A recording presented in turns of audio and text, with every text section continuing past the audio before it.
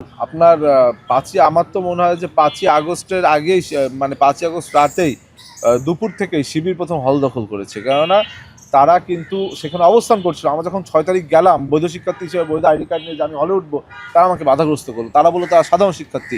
এবং আপনি দেখবেন এই যে মিথ্যাচারিতার জনক এই মিথ্যাবাদী ফরাদ, সে কিন্তু বলেছে যে তারা নাকি ৫ই আগস্ট রাতে ছাত্ররা হল দখল করছিল, তাদের ছাত্র শিবির থেকে কমান্ড দিয়েছে, সেই ক্ষেত্রে তারা নাকি প্রতিরোধ গড়ে তুলেছে।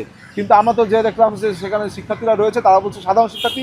পরবর্তীতে দেখা গেল ২ মাস যেতে না যেতে তারা শিবিরের নেতা হিসেবে আত্মপ্রকাশ করছে। সুতরাং আমার মনে হয়েছে ৫ই আগস্টের ওই যে আপনার জুলাই আগস্ট গণ অভ্যুত্থান যখন সফল হলো, মানুষ যখন আনন্দ উল্লাসে ব্যস্ত, ঠিক সেই সময় সুদূর প্রসারী পরিকল্পনা নিয়ে এই সাবেক ছাত্রলীগ নেতাকর্মীরা তৎকালীন সময়ে শিবিরে আপনার শিবির হিসেবে আত্মপ্রকাশ করা নেতাকর্মীরা সাধারণ শিক্ষার্থীর বেশে ওই ৫ই আগস্ট রাতে প্রত্যেকটি হল দখল করেছিল। আরেকটি বিষয় আপনি বললেন যে ডাকসুতে সাদিক ক্যাম্প তিনি দক্ষিণের মেয়র হিসেবে নমিনেশন পেয়েছেন। আসলে দেখুন কোন দল কাকে নমিনেশন দেবে এটা তাদের ব্যাপার, কিন্তু সাদিক ক্যাম্পের উদ্দেশ্যে বলবো তার তো একটি দায়বদ্ধতা রয়েছে ঢাকা বিশ্ববিদ্যালয়ের শিক্ষার্থীদের উপর।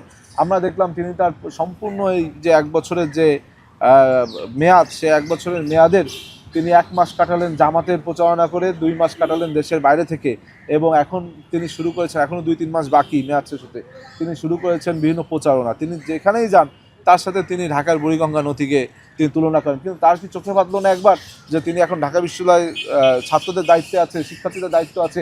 এখানে হলগুলোর কি অবস্থা? এখানে হলে অনেক টাকা দিয়েও ভালো মানের খাবার পাওয়া যায় না। এখানে হলগুলোতে সুস্থ সুন্দর স্বাভাবিক পরিবেশ নেই, স্বাস্থ্যকর পরিবেশ নেই। এখানে মেয়েদের অনেক হলে এখনও ফ্যান নেই। তার চোখে এগুলো পড়লো না, তার শুধু সামনের দিকে চোখ, যে সামনে নির্বাচন করব, এইখানে মুখরোচক কিছু কথা বলি। কিন্তু দেখা যাবে সেখানেও যদি কোনোভাবে না কোনোভাবে তিনি দাঁড়িয়ে পড়েন, এরপর তিনি জাতীয় সংসদের দিকে তাকাবেন। অর্থাৎ তিনি একের পর এক খালি সামনের দিকে তাকাচ্ছেন, কিন্তু যেটুকু দায়বদ্ধতা আছে সেটুকু পূরণ করছেন। এবং আমি তাকে বলবো যে আপনি ডাকসু, আপনি ঢাকা দক্ষিণ আর দাঁড়িয়েন না, তাহলে এটা শিক্ষার্থীদের অপমান হবে। কেননা এইখানে আপনি যেভাবে হোক নির্বাচিত হয়েছিলেন, যেভাবে হোক আপনি নির্বাচিত হয়েছেন, এখন আপনি যখন ঢাকা দক্ষিণে ইলেকশন করবেন, তখন আপনার জামানতটা বাজেয়াপ্ত হবে।